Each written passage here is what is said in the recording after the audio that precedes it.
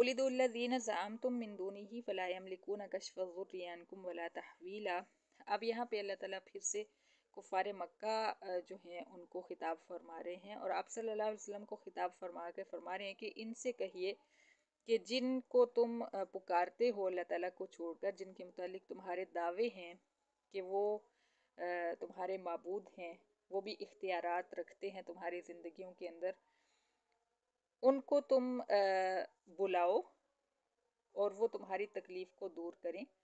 لیکن فَلَا يَمْلِكُونَ كَشْفَ الضُّرِّ عَنْكُمْ، وہ تمہاری تکلیف کو دور کرنے کا اختیار ہی نہیں رکھتے، وَلَا تَحْوِيلًا، اور نہ ہی تکلیف کو بدلنے کا اختیار رکھتے ہیں۔ اب کافر جو تھے کفار مکہ، انہوں نے جو بت بنا کر رکھے ہوئے تھے بیت اللہ میں، وہ ایسے ہی نہیں تھے کہ جس کا دل کرتا تھا اٹھ کے ایک مورتی گھڑتا تھا اور اس کو سامنے رکھ کے عبادت شروع کر دیتا تھا، بلکہ وہ باقاعدہ کچھ ہستیوں کو انہوں نے ذہن میں رکھا ہوا تھا، یعنی نبیوں، حضرت ابراہیم علیہ السلام، جیسا کہ کفار مکہ کہتے تھے کہ ہم حضرت ابراہیم کے پیروکار ہیں،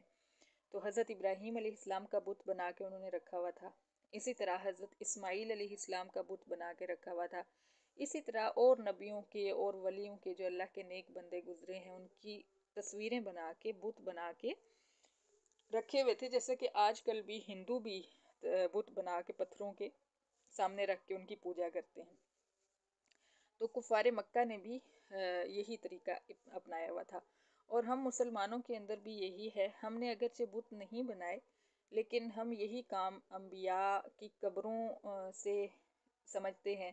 کہ ہم انبیاء کی قبروں پہ بیٹھ کے یا اولیاء کی قبروں پہ بیٹھ کے وہی مدد مانگتے ہیں جو کہ لوگ بتوں سے مانگتے تھے۔ تو اللہ تعالیٰ کیا فرما رہے ہیں کہ یہ جو انبیاء، صدیقین، اولیاء ہیں، جن کو تم سمجھتے ہو کہ یہ معبود ہیں تمہارے، وہ تو تم سے نہ ہی تکلیف کو دور کر سکتے ہیں اور نہ ہی تمہاری تکلیف کو بدل سکتے ہیں۔ اولئک الذین یدعون یبتغون، یہ انبیاء، اولیاء، صالحین تو وہ لوگ ہیں جن کو یہ مشرک پکارتے ہیں، یبتغون الی ربہم الوسیلہ، یہ نیک لوگ تو خود اللہ تعالیٰ کا قرب حاصل کرنے کی کوشش میں ہوتے تھے جب وہ زندہ تھے، یعنی جب دنیا پہ موجود تھے، تو اس وقت ہر وقت ان کی یہ تلاش ہوتی تھی، یہ کوشش ہوتی تھی کہ کسی طرح ہم نیک اعمال کر کے اللہ تعالیٰ کے قریب ہو جائیں۔ آپ نے دیکھا ہے کہ انبیاء کی زندگیاں کتنی پاکیزہ تھیں، اور پھر اولیاء کرام کی زندگیاں کتنی پاکیزہ تھیں، ہر لمحہ عبادت میں گزارتے تھے، ہر لمحہ ان کو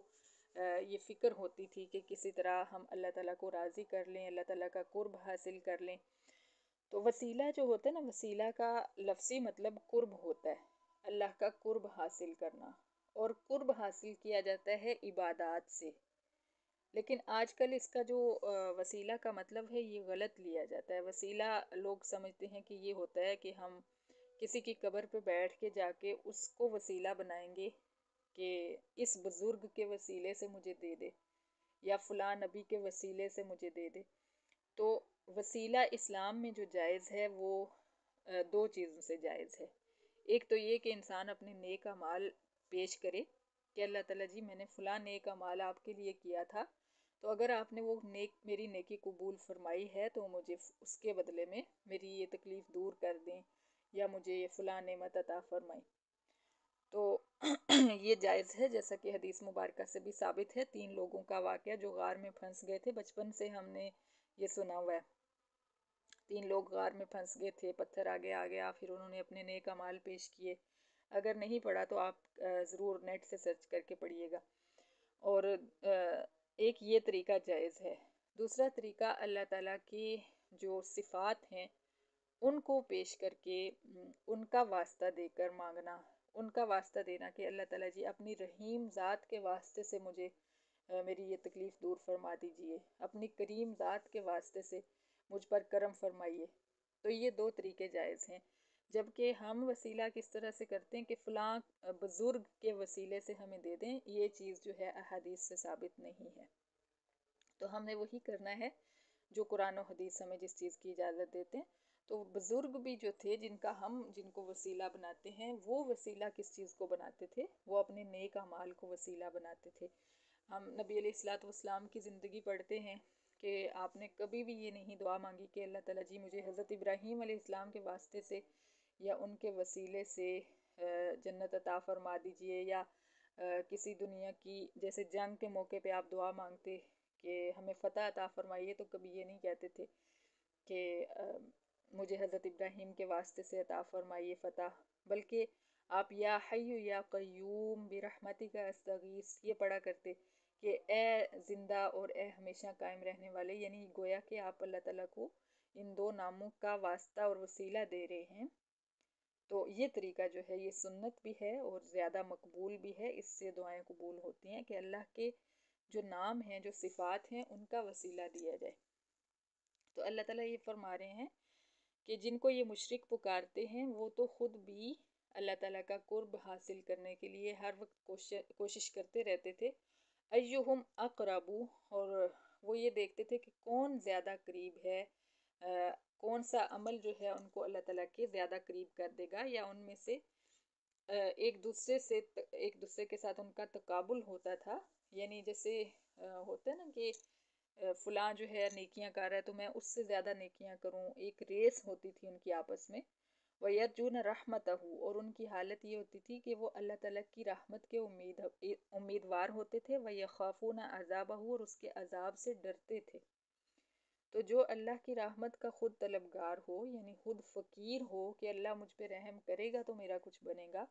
اور جو اللہ کے عذاب سے ڈر رہا ہو کہ اگر اللہ نے مجھے معاف نہ کیا تو میرا کیا بنے گا،